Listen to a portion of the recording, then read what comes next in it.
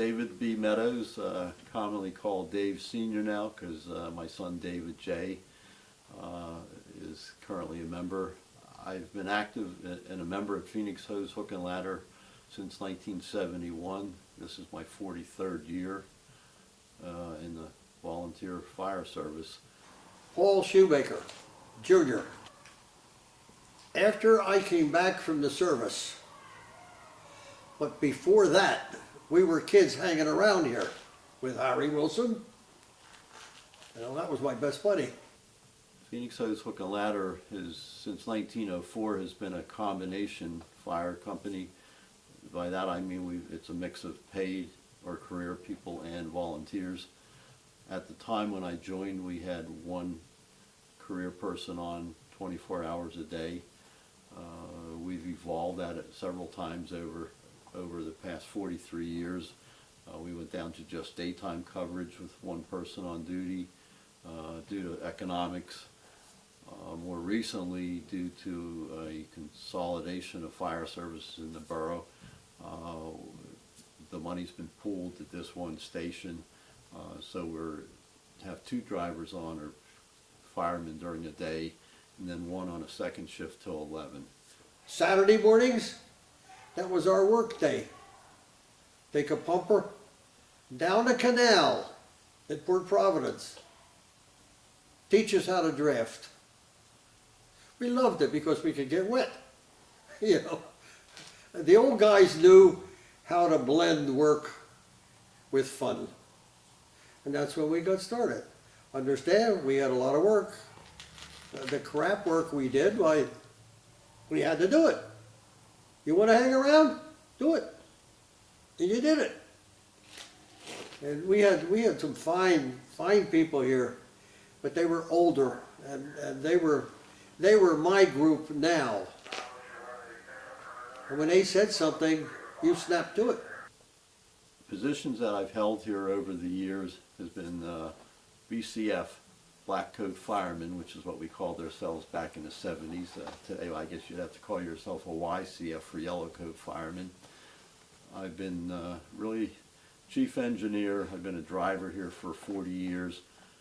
And at one point, without rising through the ranks of lieutenants or captains, they needed somebody who could get along with the other stations, so I got put in as battalion chief, and I served in that capacity for 2.5 years. As far as the administrative side, I did a 5-year term back in the 80s, and I'm currently on my 12th year as president here at Phoenix number 1. And I remember Billy Walker, his bell would keep ringing,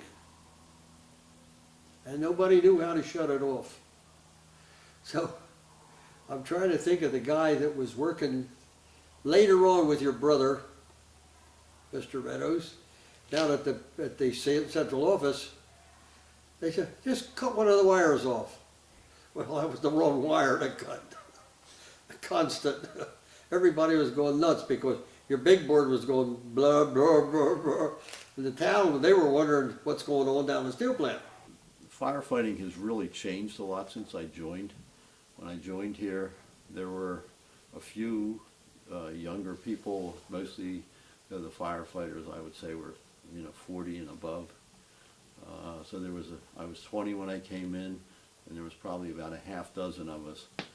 And at the time, we kind of got a sketchy look from some of the older members. We really weren't allowed to be in the apparatus room or come on the trucks, at least for that initial year or so, until we earned their respect, and I think we kind of frankly tired them out. We had a lot of good times, a lot of fun, and the best part of the whole deal was, I think it was in the 60s, when the women set up an auxiliary. Whereas today, we all have assigned gear, sometimes two, if you have a set for your car and a set for the station if you come down and drive. We have shorter boots and full bunker pants and bunker coats. I don't know what the fire gear cost back then, but I'm going to estimate it was probably $500 for an outfit. Today, it's at least $8,000 or more till you throw in the SCBA. When I joined, we had a 1968 Hahn engine, a 1949 Mack engine, which was basically truly a reserve piece. And then we also had a 1968 Seagrave. So those trucks were 3 years old when I joined. Well, we didn't have this stuff, rubberized stuff. It was all rubberized, waterproof, that was it. And we had leather helmets. I should have brought one down, I had one at the house. It's an old, it looked like an old football helmet. Basically, we relied on the Gamewell system in town with the street boxes. Nobody had pagers back then. So if you were at the fire station, fire alarms would come in two ways, either by phone on the emergency number directly to the station, or by the street boxes.